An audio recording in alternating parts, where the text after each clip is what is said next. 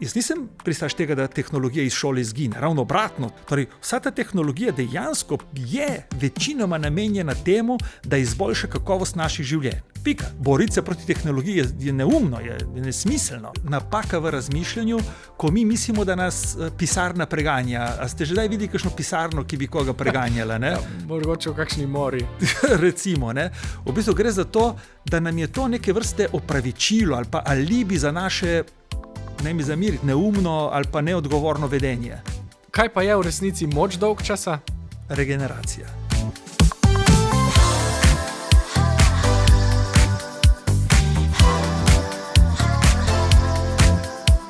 Dobrodošli spet v podcastu Uživajmo pametno, kjer se pogovarjamo o pametni rabi sodobnih tehnologij in temah, ki so s tem povezane.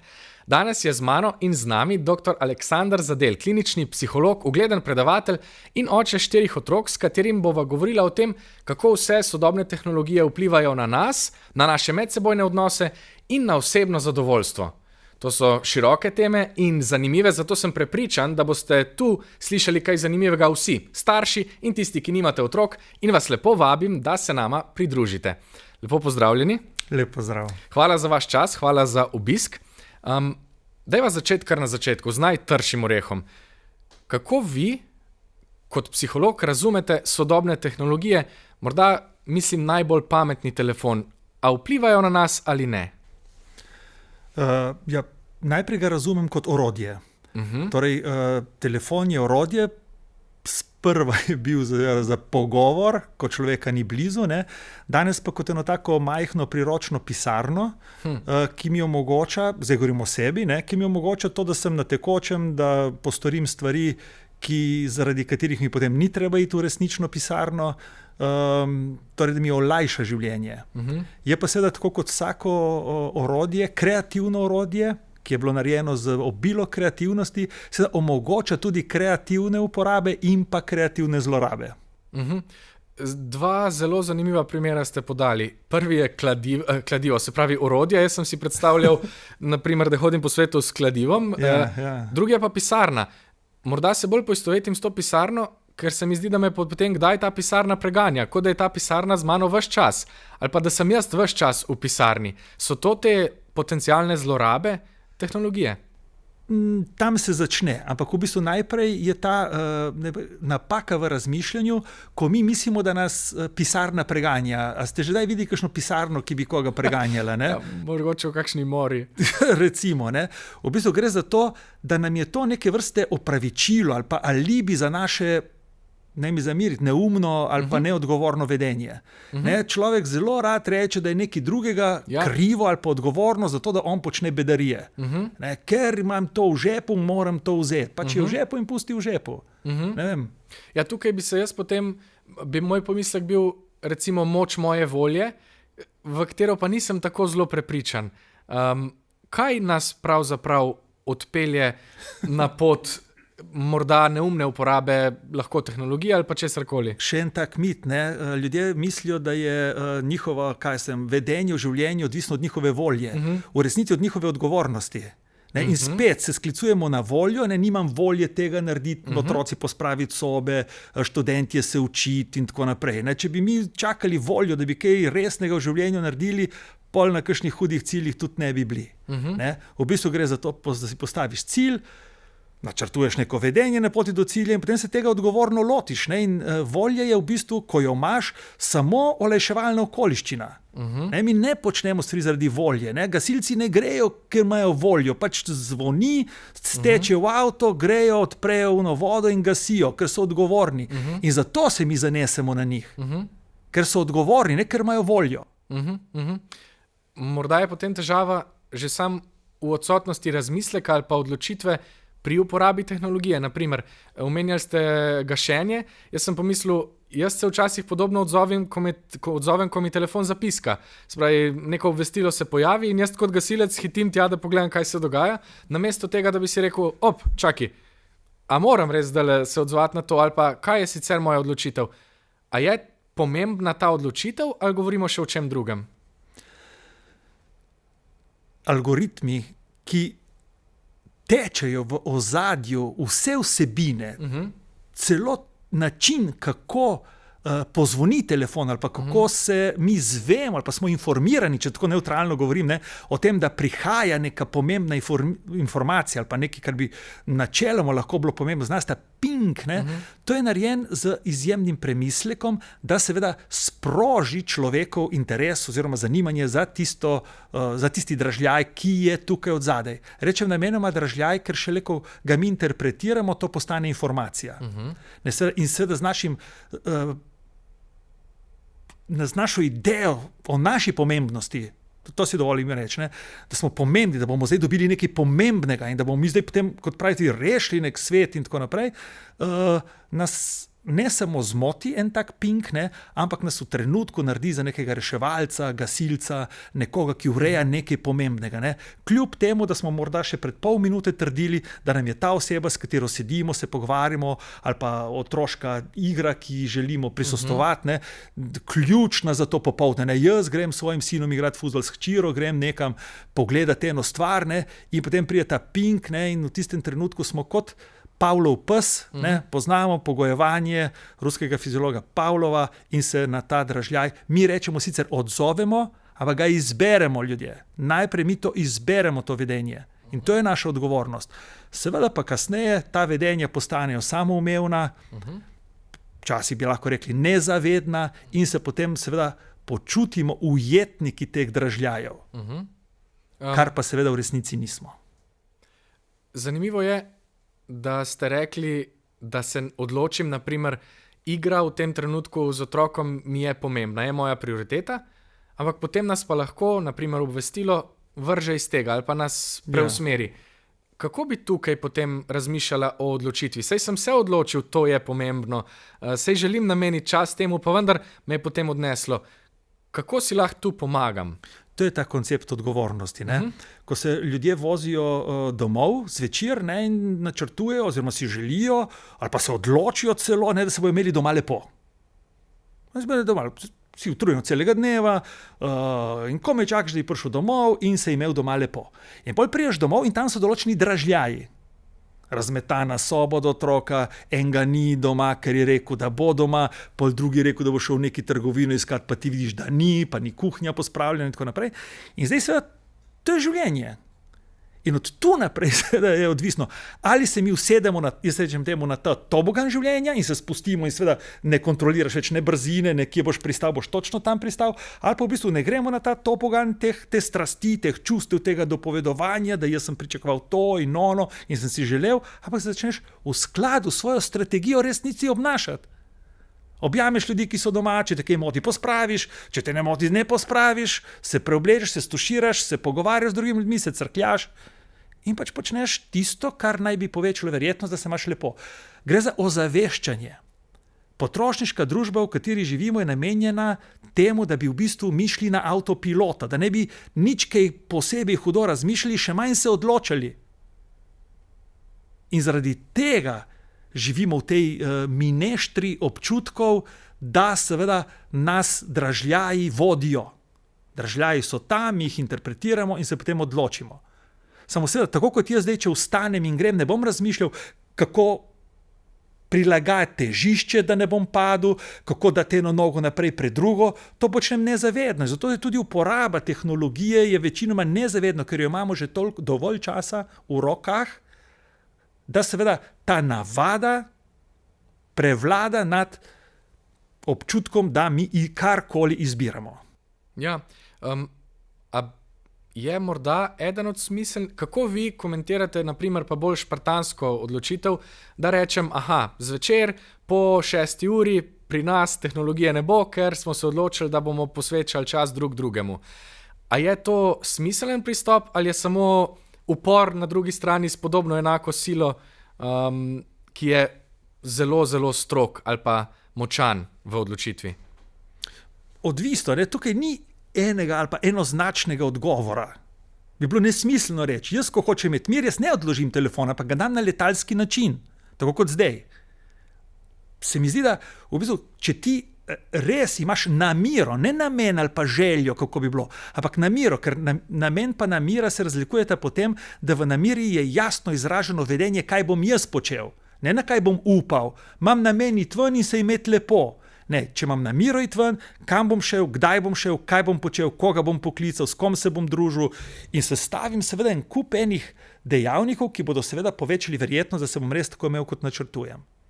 Ja. In isto velja za odložiti tehnologijo ali pa ko grem ugasnem Wi-Fi, ne, če se pohecam, včasih rečem, varovalko ven vzamem, če je mularija doma, da pač pol ne užge vseh teh ostalih, bom rekel, pripomočkov, ko jaz že spim in tako naprej. Ja, gotovo pa lahko tudi tehnologijo uporabimo za smiselne namene, za dobre namene, se pravi za povečevanje kdaj tudi prijetnih občutkov ali pa poglobitev odnosov med nami. A bi lahko rekli, da nam tehnologija omogoča tudi to in kaj vse nam omogoča v tem smislu? Še prej smo začeli, da tehnologija je v bistvu kreativna iznajdba človeštva, če tako lahko rečem, ki pripomore k temu, da se v tem svetu počutimo bolj udobno, da smo bolj učinkoviti, da pridemo nekam prej, najdemo hitreje informacije in tako naprej. Torej, vsa ta tehnologija dejansko je večinoma namenjena temu, da izboljša kakovost naših življenj. Pika. Torej, boriti se proti tehnologiji je neumno, je nesmiselno. Razmišljati o tem, kako lahko to tehnologijo uporabljamo brez večje škode za nas ali za družbo, je ključno vprašanje. Veliko nesreče z avtomobilima, nihče ne razmišlja o tem, da bi pač ukinil avtomobile ali pa da bi se boril proti avtomobilom, proti neki tehnologiji. Ne. Ja, morda je pa vseeno pametni telefon tako nekaj v občutku bolj osebnega, ker je ves čas z mano, ker je en majhen del mene, ampak če se vrnemo na tisto kladivo... Vprašajte koga, ki ljubi avtomobile. Tudi če ni ves čas z njim, je pa v duši ves čas. Dober pomislek. Ja. Če se vrnemo na to kladivo od začetka, na to orodje, pa se mi vseeno zdi, podobno tudi sam zase lahko rečem, da jaz lahko telefon uporabljam za ogromno dobrih stvari, ampak vseeno pa ima nekaj pasti, med njimi so zame največja družabna omrežja, ki pa so še ena mogoče podkategorija celotne sodobne tehnologije. In so velik del mojega življenja, pa tudi vidim velik del življenja ostalih. Kako vse družabna omrežja lahko vplivajo na nas? Že ko ste postavljali to vprašanje, je meni brenčalo v glavi, ampak prva stvar, ki mi je hecna, torej, nekdo je v bistvu ali imel srečo ali pa res dobro premislil najprej to, kako da tej tehnologiji ime. Socialna omrežja, to pomeni nekaj, kar me bo zbližalo z drugimi ljudmi. Ta famozni Facebook je kot češ bil izumljen na tem, da bi povezal sošolce iz srednje šole, da bi mi vedeli, kdo kam hodi v kakšen razred, kje zdaj kaj živi, da bi tam nekdo objavil, pa da bi imeli to mrežo skupaj. Seveda pretvoril se je vse kaj drugega kot v socialno omrežje, v omrežje nadzora, v omrežje manipulacij. Glede, tako kot nož. Nož je bil izumljen zato, da nekaj odreže, pa da si človek nekaj pomaga, pa da si danes pršut nareže, pa si maslo namaže na kruh. Pa ga lahko uporabljamo tudi za zabadanje od drugih ljudi. Ta tehnologija, ki je multiuporabna, je seveda tudi multinevarna. In zato je seveda tako, kot je avto pri veliki hitrosti oziroma visoki hitrosti nevaren in se ga učimo uporabljati, upravljati in skozi eno celo serijo nalog pridemo in preizkusov do tega, da lahko samostojno vozimo ta avto, dobi seveda to posredno še bolj nevarno tehnologijo v roke otrok star nekaj let, ker seveda otrokova uporaba telefona v določenih trenutkih zmanjša frustracijo starša, ki je na kosilu, ki hoče imeti 2 minuti miru in tako naprej. Tu govorimo o nevarni uporabi. Ko gre mularija pogledati na neko to omrežje, koliko je nekdo star, kako rešiš nek problem, kako se staviš, popraviš motor, zdaj imamo mi enega doma, ki v bistvu vse z tem telefonom postori ogromno stvari in če se pohecam, prišpara ogromno denarja, da ni treba tega motorja voziti ves čas nekemu mehaniku, se mi zdi, da ta tehnologija je res nekaj neverjetnega. In zadnjič sem stal pred eno žago, tako, ker sem jo kupil, ker se mi zdelo mega, da imam jaz eno žago doma, ker rad delam z lesom In potem si rekel, kako nisem pomislil, da bi mi jo sestavljal v trgovini, pa se nekaj bi plačal, pa to, a jo odnesem nazaj. In potem stoji pač moja draga žena in reče, a ne bi ti to pogooglal. Ma se rekel, že to pogledal, kje je to. In potem napišem, pač dam ime te žage in če je kdo to sestavil na svetu. In ja, sta bila ena dva iz Litve, jaz nisem nič razumel, ma sem pa videl. In čez 1 uro sem se počutil tako prav cool, ker sem sestavil žago, zdaj tračno žago, ne kakršnekoli tračno žago, ki seveda danes fantastično deluje. Torej, razumete, zakaj bi se jaz boril proti kakšni tehnologiji? Ne? To pa, da bi jaz zdaj med tem, ko se mi da pogovarjava, še mal skeniral, kaj se dogaja, pa če se že kaj vidi, a pa se že kaj midva kaj opazna, to se mi zdi pa tako blizu ene patologije. Ja, ampak je vseeno kar pogosto vedenje v današnjem svetu, ne? Malo bi se še vrnil na avtomobile oziroma na zelo zanimivo primerjavo, ki ste jo dali z vozniškim izpitom ali pa usposobljenostjo za avtomobile. A mislite, da bi bilo smiselno razmišljati tudi o čist pravni ali pa državni evropski ureditvi, priporočilu za starost, ko lahko otroci začnejo uporabljati naprimer bodisi pametne tehnologije ali pa družabna omrežja? Je to sploh mogoče v tem svetu? A si je to nekaj, kar bi bilo smiselno ali ne? Zagotovo. Nimam ta zadnje rešitve, ampak če si jaz predstavljam, da avtomobili so bili pač nekoč proizvedeni, ljudje so se z njimi vozili. In kar naenkrat so postali prehitri za določena okolja. In seveda v teh okoljih imamo znake. 30, 40, območje omejenega prometa, kle sploh noter ne smeš, lahko parkiraš pa greš peš in tako naprej. Se mi zdi, da ni nič narobe, če bi začeli razmišljati o regulaciji sveta, teh načina uporabe telefonov, seveda s ciljem, da se seveda naučimo umne uporabe, manj ali pa neškodljive. Razumete, avtomobil lahko na škodljive načine uporabljaš ali pa na neškodljive načine. In torej gre za tehniko, gre za kompleksno vedenje, ki si ga ne moreš priučiti sam. Torej, če se bi en dan odločili za par takih stvari, kot je. Jaz nisem pristaš tega, da tehnologija iz šole izgine. Ravno obratno, šola je totalno zastarela, kar se tiče uporabe tehnologije. Samo ne za scrollati po TikToku. Ne? Ampak v bistvu imamo mi zdaj, izziv, da nam učiteljica pove, kako se razmnožujejo mahovi, ali pa da vi to ugotovite v naslednjih 5 minutah, naredite kratko predstavitev in vi razložite sošolcem, kako se razmnožujejo mahovi. To bi bil danes pristop vsaj malo bližji temu, kot razgleda svet zunaj. Torej, naša šola danes je ista kot na začetku industrijske revolucije. Nauči se, ponovi, naredi, in tako zmeram hitreje. Danes pa najdi informacijo, loči zrni od plev ali pa lažno odpravi informacije, sodeluj, pomagaj si, reši ti en del, drugi en del, dejte to skupaj, pa vidite, kako dela. In pri tem bi bila, po mojem mnenju, tehnologija izjemno uporabna. Ja, pa tudi pri učenju razumevanja tehnologije nam v bistvu računalniško mišljenje lahko pomaga, nam čist drugačni vpogledi v programiranje ali pa delo z računalniki pomagajo razumeti tehnologijo, ker če jo mi razumemo tudi v osnovi, v gradnikih, veliko lažje razmišljamo v njej, kot pa če razumem samo, naprimer, jaz imam tukaj eno škatlico, ta škatlica mi prikazuje stvari, kako ti prikazuje, kako to deluje, ne? In to so teme, ki spodbujajo radovednost in sodelovanje v šolah povsod. Če mi dovolite, sam eno besedo sem tako malo skočil, ste rekli računalniško mišljenje, računalniški algoritmi. Računalnik ne misli. Pardon, jaz sem pa uporabil izraz računalniško mišljenje kot mene, kot osebe. Se pravi, da znam jaz razmišljati, kako recimo sestaviti algoritem ali pa osnove programiranja. Ne pa mišljenje računalnika. Nismo še tam. Vrniva se za trenutek k vedenjem, ki ste jih omenili, s katerimi se gotovo lahko vsi poistovetimo in sva se jih dotikala tudi že na začetku. Naprimer, pogovarjava se, na kosilu sva, jaz imam telefon na mizi, nekaj preverjam.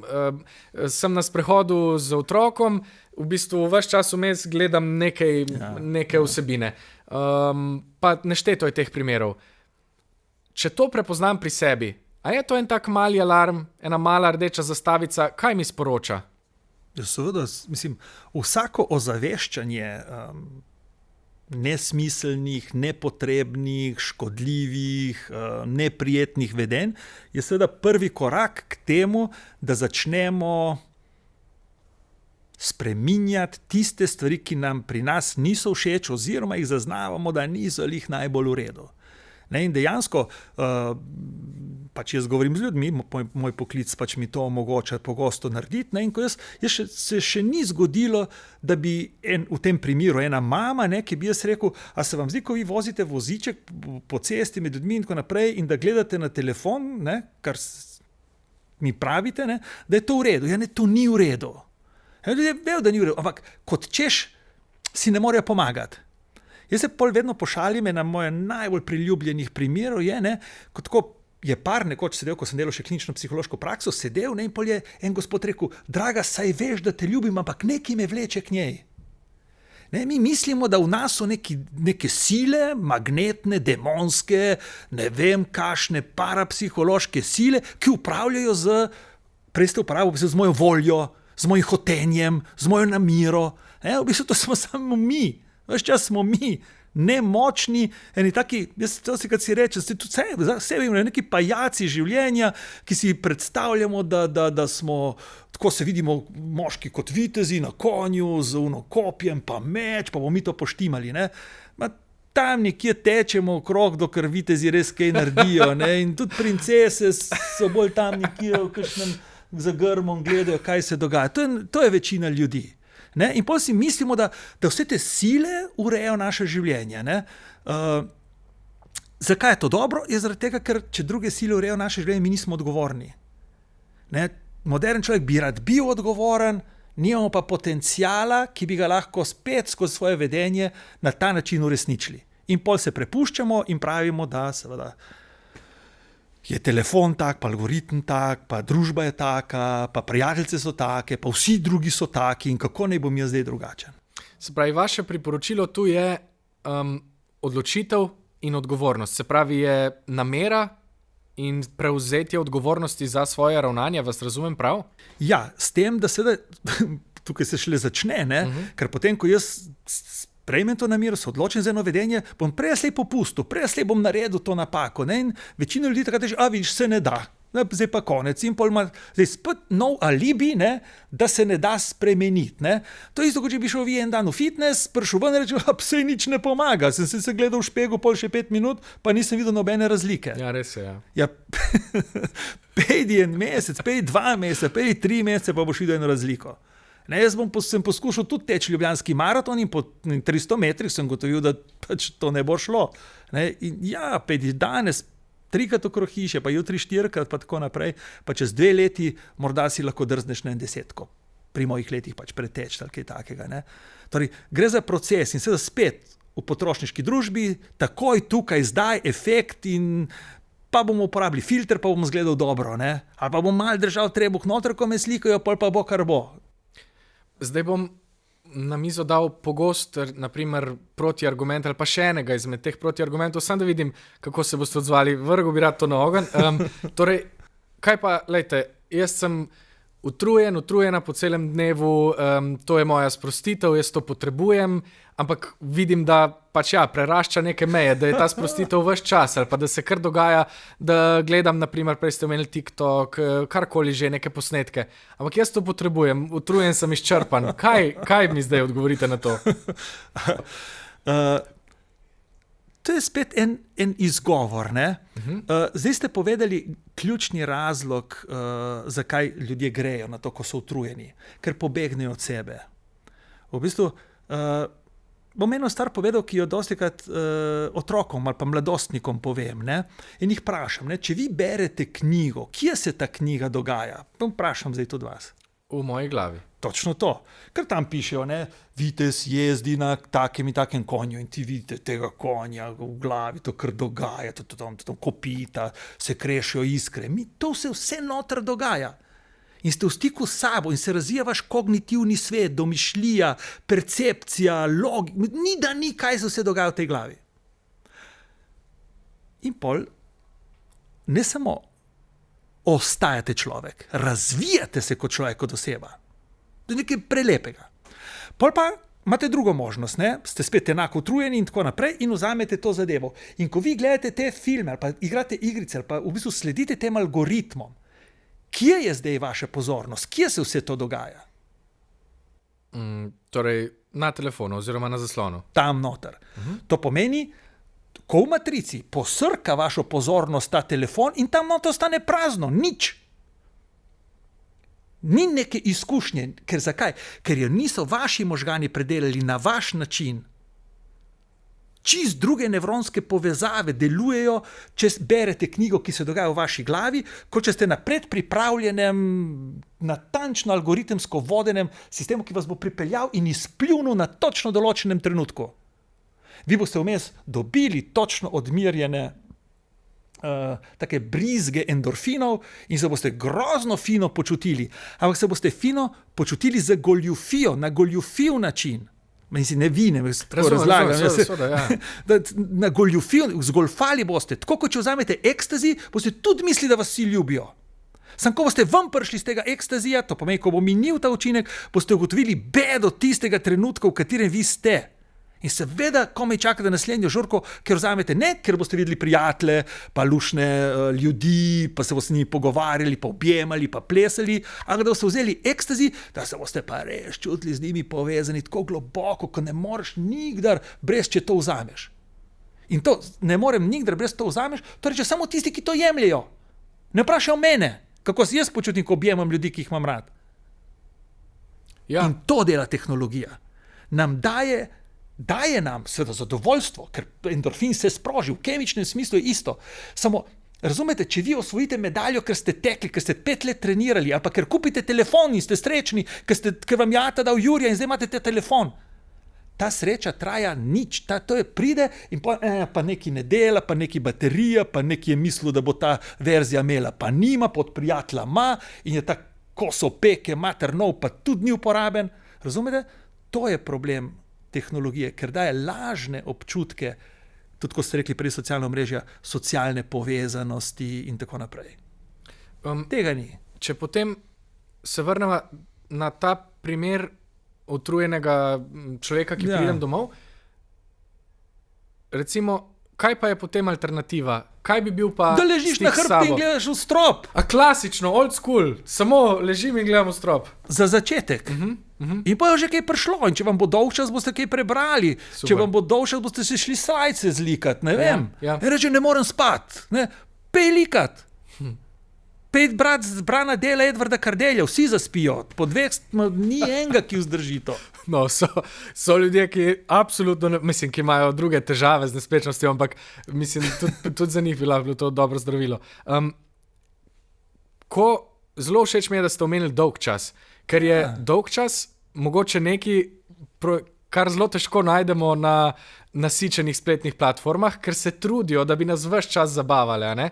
Ampak kaj pa je v resnici moč dolg časa? Regeneracija. Regeneracija duha, telesa, ne vem, čustvenega aparata našega in tako naprej. Kdaj naj bi jaz prišel do vseh briljantnih idej, kaj in kako bom v življenju počel, pa ne mislim samo poslovnih stvari, prostočasnih, dopustniških, vragolij in tako naprej. Ne? V tem, ko pustim svoje misli, da ne ravno tavajo, ampak da prosto se gibajo po tem polju moje domišljije. In zato je potreben dolg čas. Ne?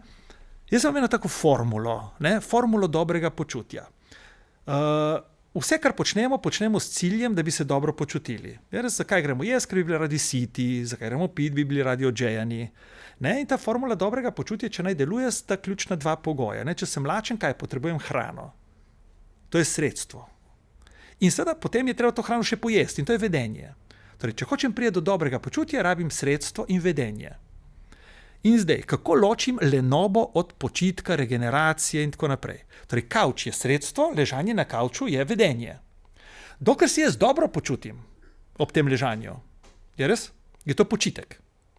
Ko se ne počutim dobro, je to lenoba. In zdaj tisto ključno vprašanje, kaj bom jaz zdaj naredil? A bom spremenil sredstvo ali vedenje? In veliko ljudi spremeni sredstvo. vzame telefon, leži naprej in ubije tisto slab počutek. Torej, ko ti vidiš, da je kuhinja razmetana in vzameš telefon, ali pa se otrok igra in ti vzameš telefon, ubijaš tisti slab občutek, ki je sporočilo, da nekaj počneš narobe, da je treba nekaj spremeniti. To je ena od peklenskih posledic zlorabe te tehnologije, tega famoznega aparata, ki ga imamo ves čas v rokah. Da v bistvu ne dovolimo sami sebi čutiti neprijetnih občutkov in jih potem poservisirati s enim vedenjem. To je odlična iztočnica tudi za vtis, ki ga imam jaz pogosto za družabna omrežja, kjer se zdi, da je vse samo najlepše, samo popolno, da so ljudje tam samo srečni in pogosto je potem primerjava s temi srečnimi ljudmi, čeprav so to ljudje enaki meni, lahko težavna. Ne? Kako se lahko soočimo pa s tem? Se pravi, velikokrat govorimo, kako naj pomagamo otrokom, da se s tem soočijo, ampak jaz v resnici mislim, da imamo tudi mnogi odrasli s tem težavo. Se pravi, da je že tu majhen problem, ali pa lahko velik, ker sebe ves čas primerjamo samo z idealnimi slikami drugih. Kako lahko razbijam to iluzijo?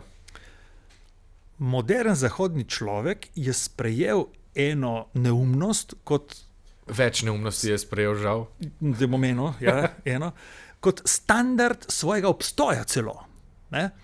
Če vi vprašate leta 2024, jaz predavam včasih v vrtcih, in prijem, kaj si vi, mame, očetje, ki tam sedijo, najbolj želite za svojega otroka, da bi bil kaj? In seveda v en glas vpijejo, da bi bil srečen. Ko sem začel delati tam v začetku 90-ih let, ko sem rekel, kaj pa si vi najbolj želite za svojega otroka, da bi bil, so rekli zdrav, da bi bil dober človek, da bi bil odgovoren, samostojen in take stvari.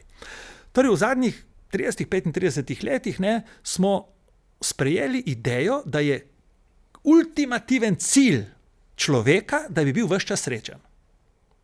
Sreča. Jaz pravim tako, jaz sem pač specialist klinične psihologije in jaz vem, kje so absolutno srečni ljudje ves čas srečni.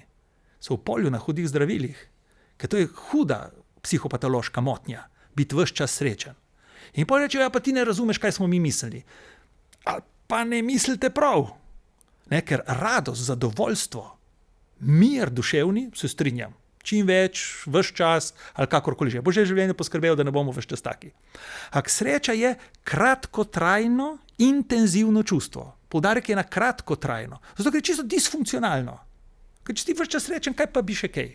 A te kaj še zanima, če si srečen? Ne. Bi kaj naredil drugače, če si srečen? Ne bi, če si srečen. Torej, disfunkcionalno, torej ti onemogoča polno, bogato življenje. Torej, ta ideja, da bi mi s temi telefoni, in tako je narejeno, naredili ljudi zadovoljne, pa srečne, pa si ne zgledaš dobro, ima s tem filtrom, si pa je bilo zdaj kar v redu.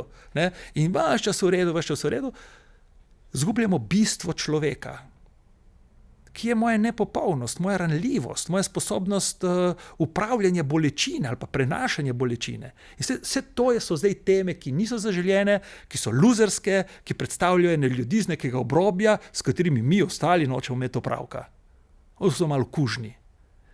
Ampak hkrati je pa posledica tega hlepenja, ne hrepenenja.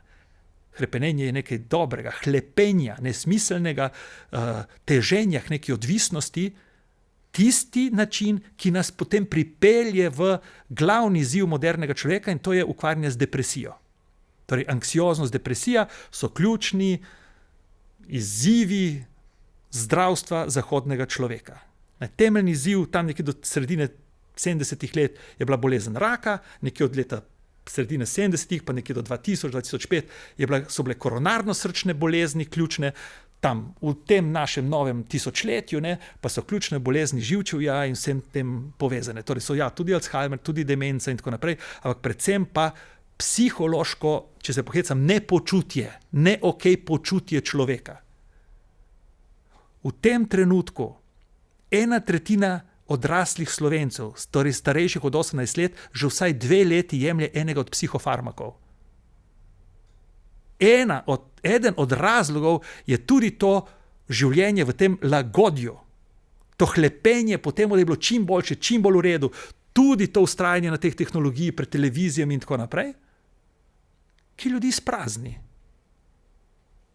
Ki ljudem ne omogoča, da bi se v resnici povezali z drugimi ljudmi, z otroki. Ta mama se ne more, seveda je povezana biološko in tako naprej, ampak tiste prave, čustvene, globoke povezanosti ni, ker je negotova. Ker če ti voziš voziček in gledaš telefon, če gremo na kosilo, ker bi otrok moral najedati in mu damo mi telefon, da je miren, da je tako naprej, v bistvu niti slučajno, da se na pravi način povežemo s tem bitjem, oziroma te bitja, ki sedijo za mizo, če tudi očeta pa mamo imenujem za bitja, niso povezane tako, kot bi bilo smiselno, da bi zadovoljili svoje potrebe, zaradi katerih imajo družino, otroka in tako naprej.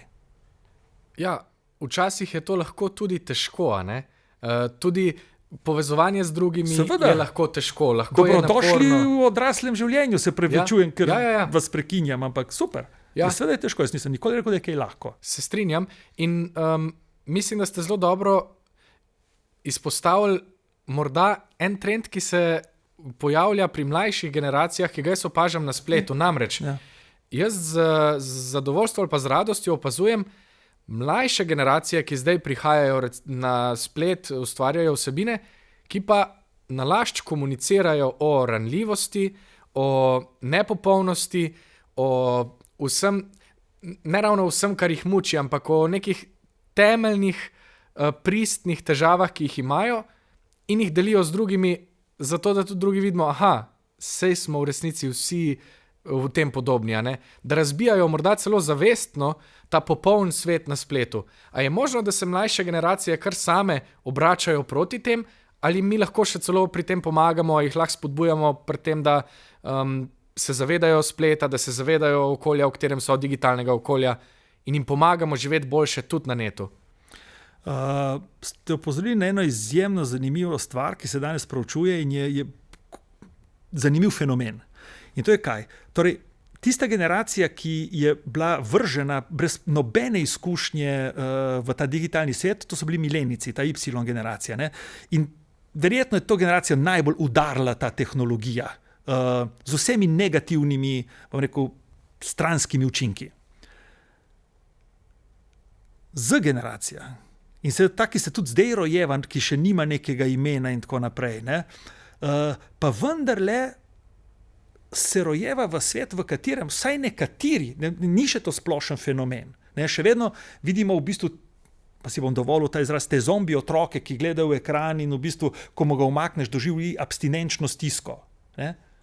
Vidimo zdaj to mladino, ne? En del te mladine, ki postaja seveda gibanje, ki postaja tudi trend, ne? Ki v bistvu jih tak način zlorabe telefona seveda ne prizadene več tako, kot je prizadel eno generacijo prej.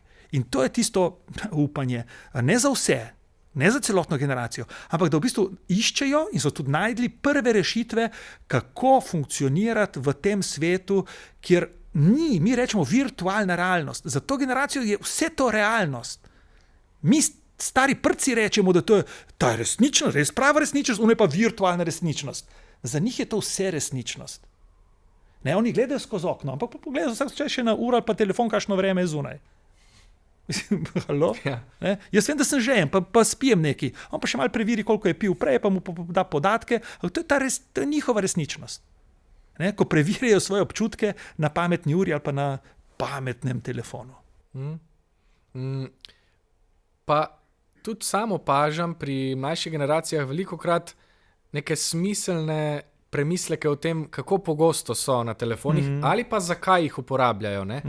Včasih se mi celo zgodi, da me kateri od mlajših kolegov ali pa celo ljudi, ki jih tako bežno poznam, opozori pa reče, ti si pa zdaj zakaj si pa zdaj na telefonu? Ali pa je on kar naenkrat ta signal nečesa, kar je meni mogoče umanjkalo. Ne? Podobno se morda dogaja tudi v družinah, ni pa nujno. Kaj lahko pa odrasli naredimo za to, da mladim pomagamo pri tem? Se pravi, da jim omogočamo boljši vstop v svet tehnologije. Sej precej stvari sva že zdaj omenila. Bi rad sem preveril, če je še kaj v zraku takega, kar lahko konkretno izpostaviva. Ena stvar, ki jo mladi nikoli ne bojo mogli narediti sami in lahko naredimo stari prci, je ta, da v bistvu to nesmiselno pravilo, da si lahko na spletu anonimem ukinemo včeraj. Zakaj? Zaradi tega, ker že Če se spomnite divjega zahoda, ne se ne morete spomniti, ampak če se spomnimo zgodb iz divjega zahoda, ne? Si bil no name, si prišel v mesto, pa si enega ustrelil, pa si bil car, pa si šel v drugo, pa si spet enega ustrelil. Ne? In te ni lovila tvoja preteklost.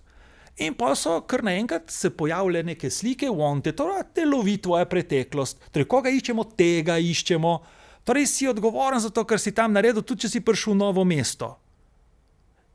In seveda gremo naprej, danes DNK, seveda karkoli narediš na bazah na svetu, se preseliš na drug konc sveta, sorry, Aleksander, ti si tam naredil nekaj narobe in tako naprej. Torej, mi smo odgovorni za svoje vedenja. In pa smo skrili nek nov svet in to je ta, kot češ sva rekla, virtualna resničnost, v kateri si pa še vedno lahko, tako kot v Teksasu in na divjem zahodu, prideš, streljaš, pa nobenih posledic. In seveda, ta vedenja mogoče niso kugle, ki ti prebije možgane v resničnem smislu, ampak so kugle, ki prebijajo naše srca in možgane v tem virtualnem svetu, ki ga mi čutimo. Torej, sedaj glava je še vedno cela, ampak srce spet krvavi. Torej, če vam jaz v resnici rečem, da ste kreten, ne, vas boli, ampak tudi če napišem na splet, da ste kreten, tudi boli, ko vi to preberete. Ampak prvič vidite, kdo je vaš sovražnik, drugič pa v bistvu je to neka Vijolica, Marjetica ali pa Peter ali pa Pan ali pa ne vem kdo. In to je ena od bolj kolosalnih neumnosti, ki si jih človeštvo privošči v 21. stoletju, ko bi lahko tako rešili to zadevo. Dejansko smo se o tem prav pogovarjali tudi o vplivu, ki ga imajo sovražni komentarji na nas ali pa v svetu športa. Veliko lažje je tudi komentirati nekaj, kar je negativno na spletu, kot to reči osebno, ne? Ampak spet, če se zavedamo tega konteksta, če vemo, kje smo, pa da v resnici, tako kot ste rekli, ta virtualni svet deluje čisto enako, je enako resničen kot naš resničen svet, potem se lahko zavedamo tudi svojih dejanj na čist drug način. Zdaj, jaz bi pogledal še drugo vprašanje, ki ga imam zapisano, do katerega nisva prišla, ampak mislim, da sva pokrila vse. A bi morda za konec te najne debate vi radi še kaj dodali ali pa se vam zdi, da sva izpustila kakšno pomembno poanto, s čim bi radi najin pogovor zaključili? S tem, da je bilo lepo, če bi bil mir na svetu, pa bi se radi imeli, pa se objemali naokrog. Se strinjam. Lahko dodam samo še uživajmo pametno, kjerkoli že, v digitalnem ali pa v resničnem svetu, ker smo zdaj ugotovili, da je v resnici ena in isti. Hvala, da ste bili z nami, hvala, da ste naju poslušali. Če se vam je najin pogovor zdel zanimiv ali pa koristen, ga delite še s kakšnim prijateljem, prijateljico, starši, z otroki, s komorkoli in se slišimo naslednjič.